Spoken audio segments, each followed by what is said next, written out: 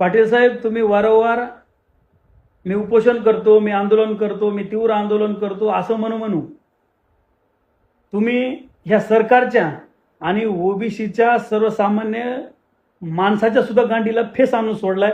एवढंच मला तुम्हाला या निमित्तानं सांगायचंय. तुम्ही काय करायचं ते एकदा करा. त्या निमित्तानं आमच्या ओबीसीच्या नेत्याला किंवा माझ्यासारख्या कार्यकर्त्याला तरी समजेल की नेमकी पुढची भूमिका काय घ्यायची ते.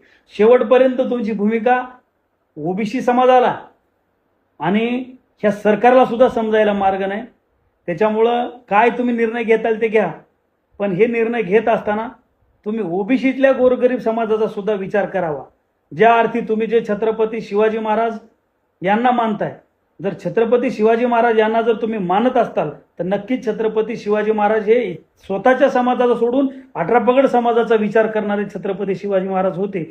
हे सुद्धा मला तुम्हाला या निमित्तानं मला सांगायचंय. जय हिंद, जय महाराष्ट्र.